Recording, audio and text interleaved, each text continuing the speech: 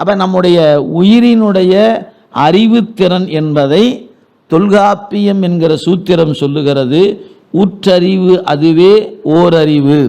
அவற்றோடு நாவே, அவற்றோடு மூக்கே, அவற்றோடு கண்ணே, அவற்றோடு செவியே, அவற்றோடு மனநே. 6 அறிவு முடிஞ்சு போச்சு. இப்போ 6வது அறிவு என்பது சிந்தனை செய்யக்கூடிய அறிவு, மனத்தோடு கூடியது. ஏனைய உயிரினங்களுக்கு அந்த மனம் வேலை செய்யாது, இருக்கும். இது எப்படி சார் இருக்குது வேலை செய்யாதுன்னு சொல்கிறீங்களே, எப்படி நான் நம்பிட்டோம் அப்படின்னு உங்களுக்கு ஒரு கேள்வி எழுமானால், நம்பிட்டா உதாரணம் சொல்ல வேண்டியதில்லை. ஒருவேளை நம்பிக்கை வரமாட்டேங்குது, ஆட்டுக்கும் மனசு இருக்குதுங்கிறீங்க, ஆனால் அது நம்மளை போல் செயல்படாதுங்கிறீங்க, நம்ப முடியலையே அப்படின்னு உங்களுக்கு தோணுமானால், ஞாயிற்றுக்கிழமை அன்னைக்கு நாளை காலையில் அப்படியே கொஞ்சம் அப்படியே உலா போகிற மாதிரி நம்ம வீட்டை விட்டு அப்படியே கொஞ்சம் தெரு முக்கு வரைக்கும் அப்படியே கொஞ்சம் தூரம் போனீங்கன்னா, எப்படி இருந்தாலும் தெருவுக்கு தெரு கறிக்கடை இருக்குது. இப்போல்லாம் அதுதான் அதிகமாக இருக்குது சரிங்களா. சரி, அங்கே பார்த்தீங்கன்னா இந்த கசாப்பு கடைக்காரர் என்ன பண்ணியிருப்பார், 4 ஆட்டுக்குட்டியை கட்டி போட்டு வச்சுருப்பார். அதில் வேறு ஒரு நல்ல ஒரு கொத்தாக கட்டி அதுக்கு ஒரு தீனியை ஒன்றை கட்டி தொங்க போட்டிருப்பார். அது பாட்டுக்கு மேய்ஞ்சிக்கிட்டு இருக்கும். இப்போ அந்த கடைக்காரர் என்ன பண்ணுவார், அந்த 4ல் 1 தனியாக எடுத்து அதுங்க 3 பக்கத்துலேயே நிற்கும். இவர் என்ன பண்ணுவார், அதை போட்டு கீழே போட்டு கடத்தி கத்தியை வச்சு கழுத்தில் வச்சு அறுக்க தொடங்குவார். அது உசுறு போக போக கத்தும், என் உயிர் போகுது போகுதுன்னு. இந்த 3 புல்லை சாப்பிட்டு கம்முன்னு நிற்கும். ஏதாவது இந்த 3 சேர்ந்து போய் அவனை முட்டி இல்லான்னு முட்டணுமா இல்லையா? ஐயா நம்ம இனத்தை சார்ந்த ஒருத்தனை பாரு போட்டு கழுத்தை போட்டு அறுக்கிறான், நம்ம வேடிக்கை பார்த்துட்டு இருக்குதா என்னது அப்படின்னு சொல்லி சண்டைக்காவது வரணுமா இல்லையா? வரல. சரி, நம்ம உண்ணாவிரதமாக இருப்போன்னு சாப்பிடாம இருக்குமா என்ன? ஏன் அதுக்கு புல்லை போட்டாலும் சாப்பிட்டுட்டு தான் இருக்குமே ஒழிய அது கண்டுக்கவே ஏன் இன்னொன்று அடுத்து நாம தானே தெரியாமல் சாப்பிட்டுட்டு இருக்கோம். ஏன் அந்த ஆட்டுக்கு மனசு இருக்குது, ஏன் செயல்படலை? அதுதான் இறைவனுடைய கொடை. ஏன் மனிதனுக்குத்தான் சிந்திக்கிற ஆற்றலை கொடுத்துருக்கிறான். அந்த கருவி செயல்படுகிற ஆற்றல் நமக்கு தான் இருக்கிறது. அவற்றோடு மனநே என்பது தொல்கா. அதனால தான் மனிதன் நமக்கு பேர்.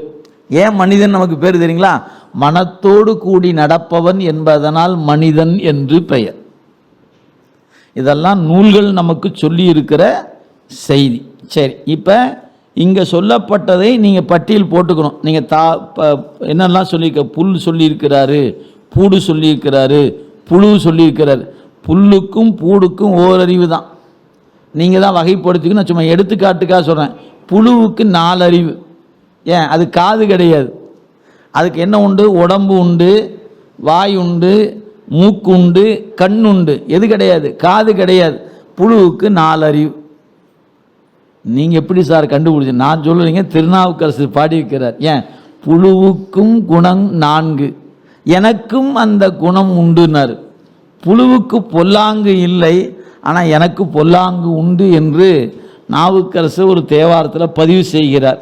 அதனால் புழு என்கிற உயிரினத்துக்கு 4 அறிவு. இப்போ இந்த வகைப்படுத்திட்டார். சரி, இதை வரிசைப்படுத்தாமல் மாற்றி மாற்றி சொல்லியிருக்கிறார். அப்போ மணிவாசக பெருந்தகை என்ன காரணத்தினால இப்படிலாம் சொல்லியிருக்கிறார் அப்படின்னா, ஓர் உயிர் பிறப்புக்கு உட்படுகிற பொழுது மேலே சொல்லப்பட்ட ஒன்றில் எந்த ஒன்றின் வேணாலும் போய் உட்பட்டுடும். நம்ம இன்னைக்கு மனித சட்டை, இந்த உடம்பை விட்டு உயிர் பிரிந்தால் அடுத்த பிறப்பு என்னவாக இருக்கும்? மனிதனாக இருக்கலாம், தேவராக போகலாம், ஒரு விலங்காக போகலாம், அல்லது ஒரு தாவரமாக போகலாம். எந்த வாய்ப்பும் கண்முன் இருக்கிறது. எனவே என்ன பிறப்பு அடுத்து அமையப் போகிறது என்பது யாராலும் அறுதியிட்டு சொல்ல முடியாது என்பதனால அதை வரிசைப்படுத்தாமல் மாற்றி மாற்றி வச்சிருக்கிறார். ஏன் நீ மாறி மாறி பிறப்பப்பா, அதனால் மாற்றி வச்சிருக்கிறார். இது உரை. இதுக்கு பேர் சித்தாந்தத்தில் உயிர்கள் அச்சு மாறி பிறக்கும். அச்சு மாறி பிறத்தல்னு அதுக்கு பேர். மனிதனாக இருக்கிற நாம மனிதனாகவே பிறக்க மாட்டோம். இன்னைக்கு மனிதனாக இருக்கிற நாம் நேற்று மனிதனாக இல்லை.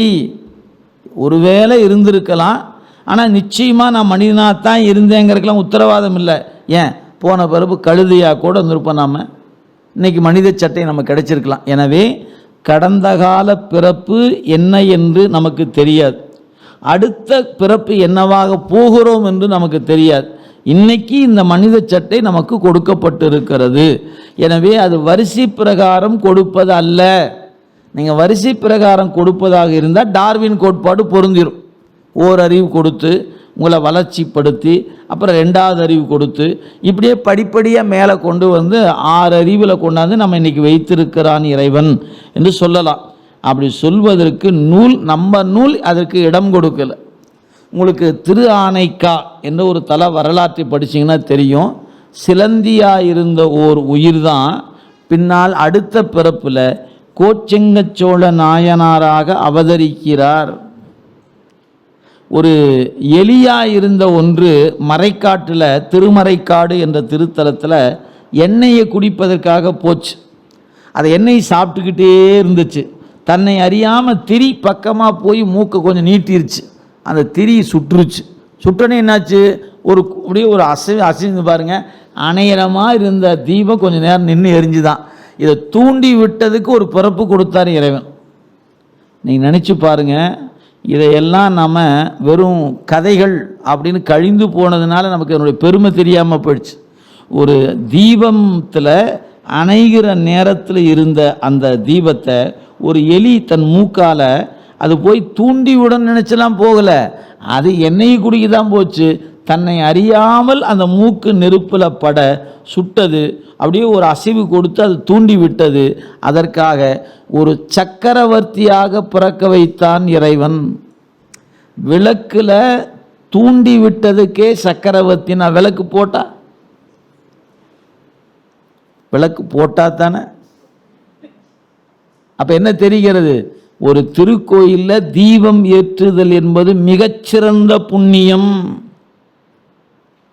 இன்னைக்கு நம்ம எத்தனையோ அது சில இடர்பாடு காரணமாக இன்றைக்கி வேறு வேறு வகையில் பார்க்க நாம் அதை தூய்மையாக வச்சுக்கிறது இல்லை, ஒழுங்காக பண்ணுறதில்ல. சாமி காலுக்கடியிலேயே கொண்டு வச்சு சாமி வேட்டி பத்துற அளவுக்கே வைக்கிறது. நீங்கள் தாங்க சாமிக்கு வைக்க சொன்னீங்க, கொண்டு அங்கேயா வைக்கிறது, அது முன்னாடி வெய்யப்பா அப்படின்னா அங்கெல்லாம் வச்சா பத்தாதுங்க, பக்கத்துலேயே கொண்டு வைக்கணும்னு சொல்லி போட்டு இப்போ என்ன பண்ணிட்டாங்க, கோயிலில் தீபமே ஏற்றாத வெளியே வச்சுக்கங்கிறாங்க. இது நாம் பண்ணுறதுனால வரக்கூடிய விளைவு. அந்தந்த சன்னதியில் தீபம் ஏற்றுவதற்கெல்லாம் அன்றைக்கெல்லாம் அப்படி தான் வாய்ப்புகள் இருந்துச்சு. இன்றைக்கி நாம் செய்த விளைவு என்னாகி போச்சு, சரியான முறையை பின்பற்றாதனால தீபத்தை தூக்கி ஓரமாக தனியாக வைக்க வேண்டிய இடத்துக்கு நகர்ந்தாச்சு. இன்றைக்கி பெரிய பெரிய ஆலயங்களில் ஒரு மொத்தமாக ஒரு இடத்துல தீபம் ஏற்றுங்கன்னு வச்சுட்டாங்க. இதில் நாம் செய்கிற குறைதானே ஒழிய நிர்வாகத்தை குறை சொல்லி பயன் இல்லைங்க. ஏன், அந்த தீபம் பற்றி கொள்ளுமானால் அந்த திருமேனியே நாளைக்கு கல் வெடிச்சு போயிடும். அந்த கல் திருமணியாக இருந்தால் கூட நெருப்பினுடைய தாக்கத்தினால் விரிசல் விட்டு போயிடும். அது எவ்வளோ பெரிய தீங்கு என்பதை அறியாமை காரணம். நாம் வைக்கிற வரைக்கும் நல்லா எரிஞ்சிட்டு தான் இருக்கும். லேசாக ஒரு காற்று அடிச்சதுன்னா போய் பற்றி கொள்ளுங்கிறத மறந்துட்டு அவ்வாறு செய்வதனால. எனவே தீபத்தில் தூண்டி விட்டதுக்கே சக்கரவர்த்தியான பிறப்புனா தீபம் ஏற்றுனா எப்படிப்பட்ட பிறப்பு.